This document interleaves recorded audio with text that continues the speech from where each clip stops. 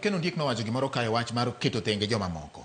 Ken weke wacho ni nitiere kaka winjo bed ni ilodho bati.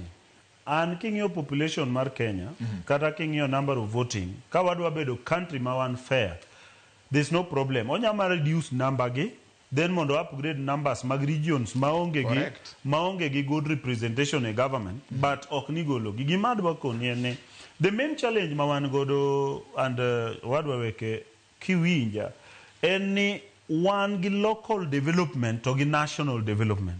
Gima wadwa timo, jowa odhi wabedo too active in national politics, to one active in the local politics. Kama mine ma jo adita, mine no jo oriang potari e kwayo, mondo jo telo omak lwetgi, mondo gibed ni ginyalo dongore a low level magintiere. A local community.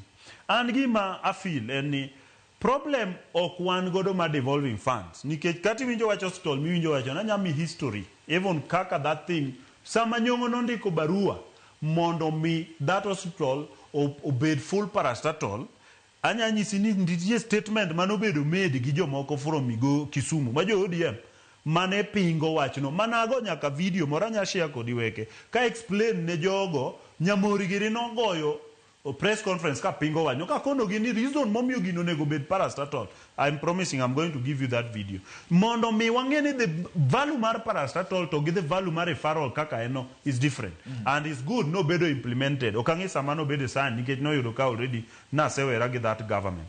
But gima duong' machanta jaduong' weke en ni tendwa mamwalo gi jotendwa mwayudo. Koro yudo ni Raila winjore gi William Ruto mondo giti kanyakla. To nitie jomoko mano miwa ma jotelo mano kogone gi kata kura gi jopiny. Moko mano mala ji e komi. Iyudo ni gin gima kata digitim gikia. Gikia gima digitim gi this government. Koro gin gima gidong en choir masters, wer, hallelujah, and the rest.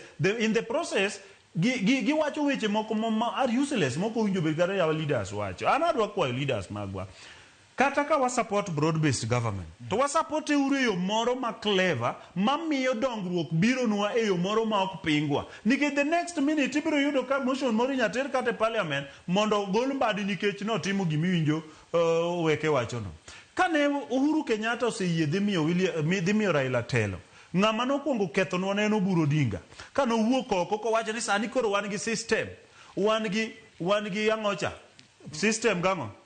Bakadong politics. No, adwa wacho ni mane mano change gia mar siasa ma William Ruto. And adwa koni ni kane jo goto seneno no Uhuru dwa kawo telo miyo ng'ani. Negi dok manigi yie support William Ruto. Ma egin Martha Karua no koyudo kata kure polling station mogoche. Simply because wakian bolore. And adwa wacho ni devolution is the only weapon mawango. Maka wakao devolution ni watiyogo properly. Emo miwinjo ka penjo anweke konya penjo ni. Projects minene o mabeyero miwinji kwano gote kata ka gin mag broad based government kata ka gin mar government wa mane watere iwacha.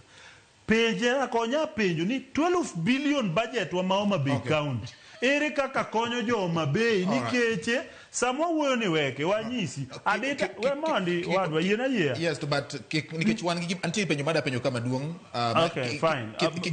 Marani adwa dhiro makadanga dhire mana kwa chungwa dhe. Adwa dhiro nyaka peni 12 billion budget wa Maoma Bay County government.